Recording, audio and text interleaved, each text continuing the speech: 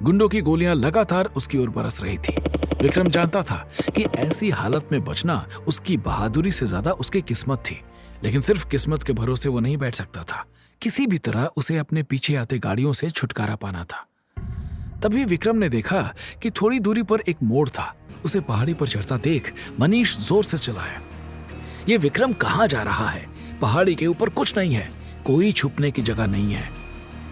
जैसे ही मनीष की कार पहाड़ी पर पहुंची, उन्होंने विक्रम को दूसरी कार के साथ ऊपर से गिरते हुए देखा। मनीष ने तेज आवाज के साथ ब्रेक लगाया और तीनों निकलकर पहाड़ी के किनारे की तरफ भागे, लेकिन तब तक बहुत देर हो चुकी थी। नीचे गिरती दोनों कारें एक पत्थर से टकराईं और धमाके के साथ उनमें आग लग गई। जलते हुए टुकड़े नीचे समंदर में समा गए।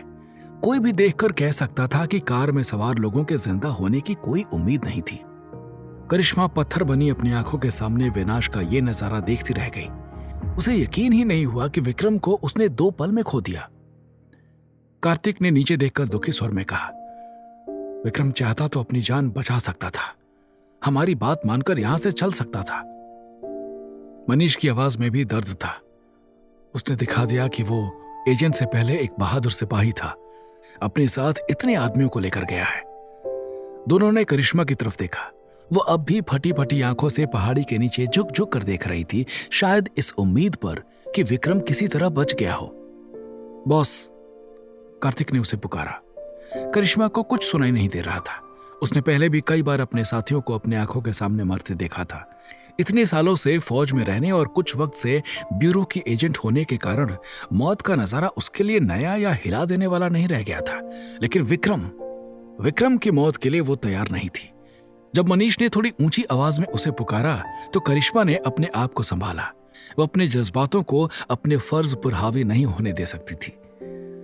लंबी सांस लेकर उसने नीचे देखते हुए कड़क सैल्यूट मारा, फिर मुड़कर कार्तिक और मनीष से कहा, वापस जाने का समय आ गया है। दिल्ली पहुंचकर जैसे ही करिश्मा मनीष और कार्तिक के साथ ऑफिस में दाखिल हुई, रमन अपनी कुर्सी से खड़ा होकर तेजी से उसके पास आया। ये सब क्या है करिश्मा? तुमने पहले इमरजेंसी का मैसेज भेजा, उसके बाद कोई कांटेक्ट नहीं किया, न मिशन के बारे में रिपोर्ट दी, न सिचुएशन की इंफॉर्मेशन। कल रात से हम लोग कितने परेशान हैं और तुम सब एक साथ वापस क्यों नहीं आए? विक्रम वहां क्या कर रहा है? उसे अकेले क्यों छोड़ के आए हो? जवाब का इंतजार करते हुए रमन तीनों की तरफ देखता रहा, लेकिन किसी ने कुछ नहीं बताया। कुछ तो बोलो करिश्मा। सबकी चुप्पी देखकर रमन की घबराहट बढ़ती जा रही थी। पिछली रात इमरजेंसी की लाइट के चलते ही रमन परेशान हो गया था। करिश्मा जैसी सतर्क और कर्मठ एजेंट ने पहले कभी ऐसा नहीं किया था। अगर उसने मदद मांगी थी तो इसका मतलब उसकी टीम किसी बड़ी मुसीबत में थी। तब से रमन ऑफिस में ही करिश्मा के संदेश का इंतजार कर रहा था। पूरा दिन बीत जाने के बाद भी कोई खबर नहीं आई और फिर अचानक करिश्मा ने दिल्ली पहुंचकर फोन किया कि वो अपनी टीम के साथ ऑफिस आ रही है। इतने में तेज आवाज के साथ दरवाजा खुला और पठानिया हाफते हुए अंदर आया। करिश्मा को देखते ही उसने पूछा, तुम ठीक तो हो ना? मैसेज क्यों नहीं भेजा? तुमने इमरजेंसी बटन क्यों दबाया था? क्या हुआ? फिर उसने कमरे में नजर दौड़ाई तो विक्रम को ना पाकर उसके चेहरे पर और भी घबराहट और परेशानी नजर आने लगी। विक्रम कहाँ है? पकड़ा गया क्या? दुश्मन की कैद में है? बताओ करिश्मा, क्या हुआ? सवाल पूछते हुए पठानिया की आवाज तेज होती गई। करिश्मा ने धीरे से नजरें उठाई और पठानिया की तरफ देखकर कांपती आवाज में कहा, वी लॉस्ट हिम। क्या? पठानिया को यकीन नहीं हुआ। बिना पलके झपकाए वो अपनी जगह पर चुपचाप खड़ा रह गया। रमन ने मनीष से पूछा, ये सब कैसे हुआ? विक्रम कैसे मारा गया? तुम लोगों ने हेडक्वार्टर्स में किसी बात की रिपोर्ट क्यों नहीं बनाई? मनीष और कार्तिक नहीं जानते थे कि पठानिया करिश्मा का चचेरा भाई है। वो रमन के अलावा किसी और के सामने मिशन की असलियत नहीं खोलना चाहते थे। रमन के सवाल सुनकर उन्होंने करिश्मा की तरफ देखा। अपने आप पर काबू पाकर करिश्मा ने रमन और पठानिया को सारी बात बताई। रमन भौंचक्का रह गया। नकली मिशन? ऐसा कैसे हो सकता है? हमारी खबर बिल्कुल पुख्ता थी। हथियारों के बारे में जिसने बताया था वो सालों से हमारे लिए काम कर रहा है।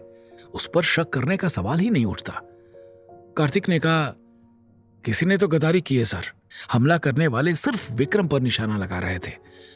पहले हमले में ये बात हमें समझ नहीं आई, लेकिन बाद में हमें पता चला कि ये पूरा मिशन बनाया ही इसीलिए गया था कि वो लोग विक्रम को घेर कर मार सकें। रमन अपना माथा रगड़ते हुए धम्म से हुए कुर्सी पर बैठ गया। कुछ भी समझ नहीं आ रहा था। जब हथियारों की खबर आई थी तब तक मिशन के लिए कौन जाएगा इसका फैसला भी नहीं हुआ था। टीम में कौन कौन रहेगा इसका निर्णय मैंने लिया था। फिर विक्रम के दुश्मन कहां से आ गए? पठानिया ने रमन से पूछा, मेरे और आपके अलावा हेडक्वार्टर्स के कितने लोग इस मिशन के बारे में जानते थे? रमन ने बताया कि उसकी 4 लोगों की टीम के अलावा हेडक्वार्टर्स में सिर्फ 3 ऐसे लोग थे जिन्हें हर मिशन की जानकारी रहती थी। उनका काम नकली आइडेंटिटी कार्ड बनाना, फ्लाइट, ट्रेन, होटल वगैरह की रिजर्वेशन करना और जरूरत के बाकी सामान का इंतजाम करना होता था। रमन ने सिर हिलाते हुए कहा, वो सभी बहुत सालों से हमारे साथ हैं पठानिया, और उनको भी आखिरी वक्त तक मिशन पर जाने वाले एजेंट का नाम नहीं पता होता। पठानिया ने गुस्से में टेबल पर मुक्का मारा, पर किसी न किसी ने तो ये बात हमारे दुश्मनों तक पहुंचाई है। रमन सोच में पड़ गया, लेकिन विक्रम क्यों? एजेंट के दुश्मन वो लोग होते हैं जिनके साथियों को एजेंट ने पहले पकड़ा या मारा होता है। आर्मी से बाहर विक्रम का ये पहला मिशन था।